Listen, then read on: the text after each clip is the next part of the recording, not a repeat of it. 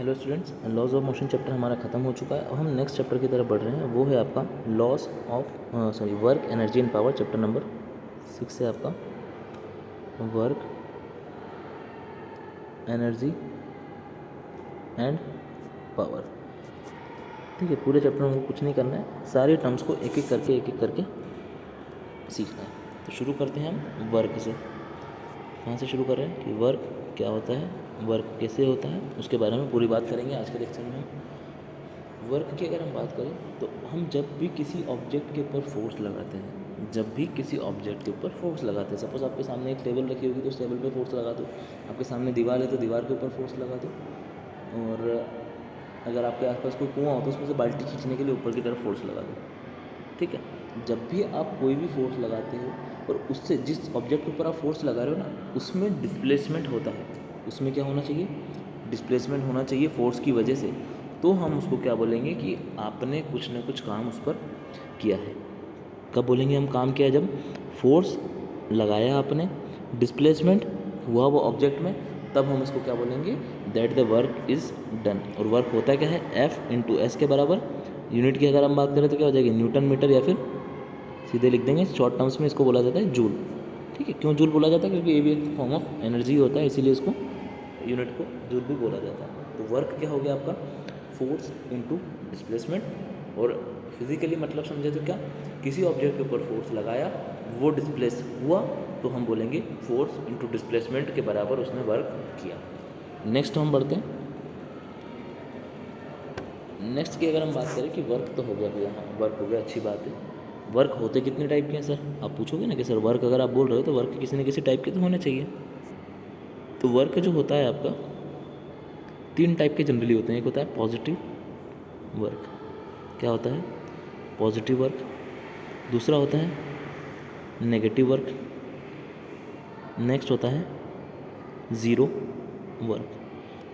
ऐसा बोलोगे sir positive negative zero ये क्या है? आपने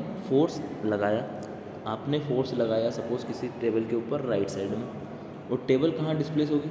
राइट में ही होगी, ऑब्वियस सी बात है। तो फोर्स और डिस्प्लेसमेंट अगर सेम डायरेक्शन में है, मतलब क्या? Force and displacement in same direction, या क्या बोले? Displacement in direction of force. जिस डायरेक्शन में फोर्स लगा रहे हैं उसी डायरेक्शन में डिस्प्लेसमेंट भी होता है, हम उसको क्या बोलेंगे? Positive work. आपने बोला सर एग्जाम्पल तो दो, ऐसे कैसे मान लें? तो जाओ घर पे, कोई बेंच टेबल कुछ भी रखी हुई हो, टेबल चेयर जो भी हो, उसको धक्का लगाओ, आगे बढ़ जाएगी। जिस डायरेक्शन में आप धक्का लगा रहे हो उसी डायरेक्शन में आगे बढ़ेगी। हो गया आपका फोर्स का एग्जाम्पल, पॉजिटिव वर्क का एग्जाम्पल, सॉरी। नेक्स्ट मैं बोलूँ नेगेटिव वर्क। तुम बोलोगे सर ऐसा हो ही नहीं सकता, अगर हम बेंच को राइट आगे की तरफ पुश करेंगे तो बेंच आगे जाएगी, पीछे पुश करेंगे तो पीछे जाएगी। मैं बोलूँगा रुको अभी थोड़ी देर रुको तो सही। क्या होगा? अगर आप फोर्स को किसी टेबल को पुश कर रहे हो तो एक चीज़ मेरे को बता कि जो टेबल के नीचे वाली सरफेस होगी जिस पे वो टिका हुआ होगा, क्या वो परफेक्टली स्मूथ है? नहीं, उस रफ तो होगी, कुछ तो रफ होगा, मतलब उसमें फ्रिक्शन लगेगा। फ्रिक्शन कहाँ लगेगा? सपोज ये ब्लॉक है, आप जिसको टेबल है जिसको आप खिसकाना चाह रहे हो, आप तो फोर्स इधर लगा रहे हो, फ्रिक्शन कहाँ लग रहा है? पीछे की तरफ, लेकिन डिस्प्लेसमेंट कहाँ हो रहा है? आगे की तरफ। तो जब भी फोर्स और डिस्प्लेसमेंट का डायरेक्शन क्या हो जाए? अपोजिट हो जाए, तो हम उसको क्या बोलेंगे? Negative work.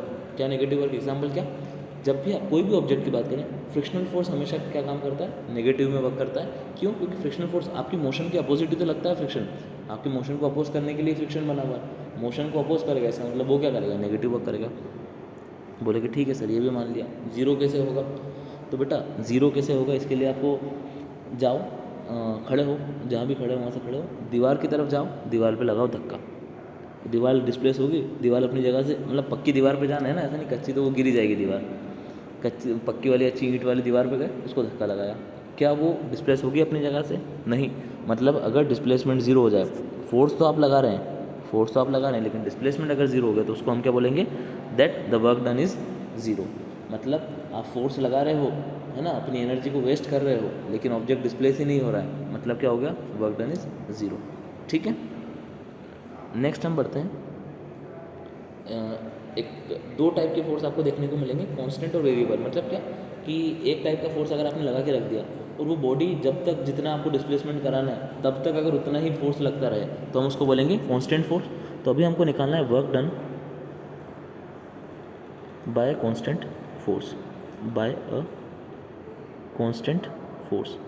मतलब क्या, एक कांस्टेंट फोर्स अगर आप लगा रहे हो तो वो कितना वर्क डन करेगा, वो कितना वर्क डन करेगा।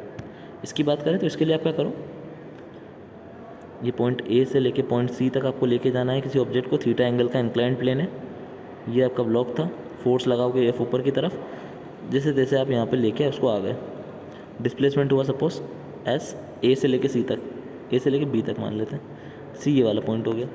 जब इस ट्रायंगल में आप कॉस थीटा लगाओगे तो यहाँ से आपको मिलेगा A C should be equals to S into cos theta. ये ट्रिग्नोमेट्री हम पहले पढ़ चुके हैं, A C into cos, S into cos theta मिल जाएगा ए सी।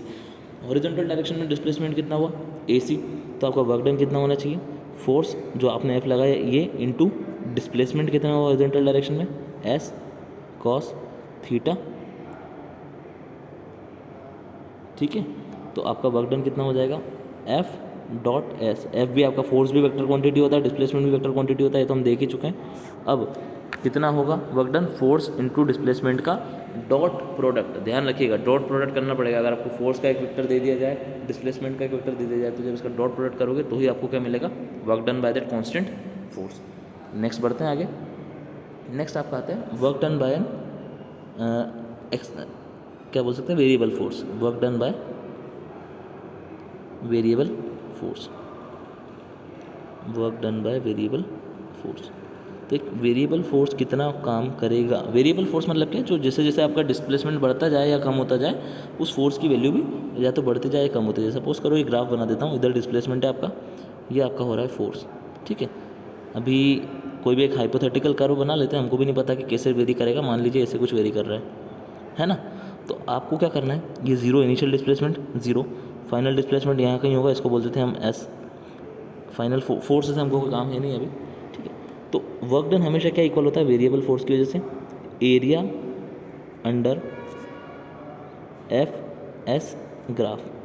जो आप फोर्स और डिस्प्लेसमेंट का ग्राफ बना रहे हो उसका जब आप एरिया निकालोगे तो वही आपको क्या देगा, work done for that variable force. एक तो एरिया से टेक्निक है और दूसरी टेक्निक होती है कि work done equals to the integration of F D S.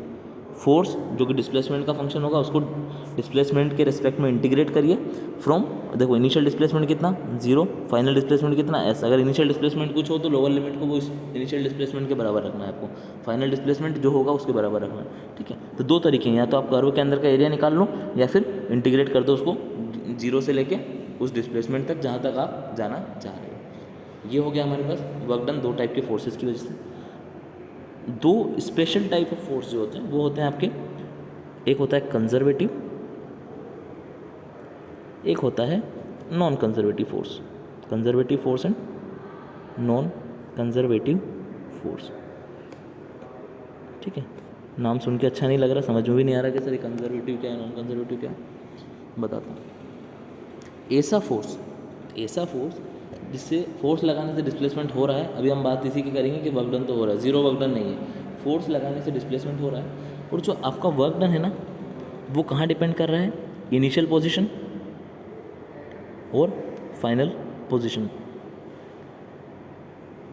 और देखो ऑब्जेक्ट डिस्प्लेस हुआ मतलब कुछ ना कुछ तरीके से तो चला होगा और उसके पाथ के ऊपर वो डिपेंड नहीं कर रहा है।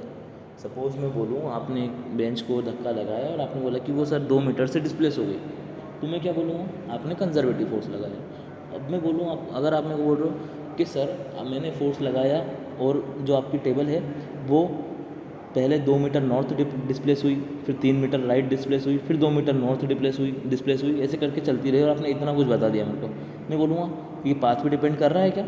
आप बोलोगे हाँ सर, वो अगर मैं इस डायरेक्शन में फोर्स लगाता ना तो इतने पाथ पे इतना चलती, फिर अपने आप इधर चलने लगती है, फिर अपने आप इधर चलने लगती है। तो मतलब क्या हुआ, आपका जो फोर्स है वो पाथ पे डिपेंड कर रहा है, मतलब आपका जो वर्क डन होगा उस फोर्स की वजह से वो पाथ पे डिपेंड कर रहा है। इसका मतलब फोर्स क्या हो जाएगा आपका, नॉन कंजर्वेटिव। अगर पाथ पे भी डिपेंड कर जाता है, इनिशियल पोजीशन फाइनल पोजीशन पे तो करता ही है, इनिशियल पोजीशन आईपी और फाइनल पोजीशन एफपी पे तो डिपेंड करता ही है, साथ में अगर पाथ पे भी डिपेंड कर जाता है हम उसको क्या बोलेंगे, नॉन कंजर्वेटिव फोर्स। आज के लिए इतना बहुत है, कल हम एनर्जी और काइनेटिक एनर्जी के लिए बात करेंगे। होपफुली आपको सब कुछ समझ में आया होगा, कुछ डाउट है तो आप पूछ सकते हैं। And God bless you and thank you so much.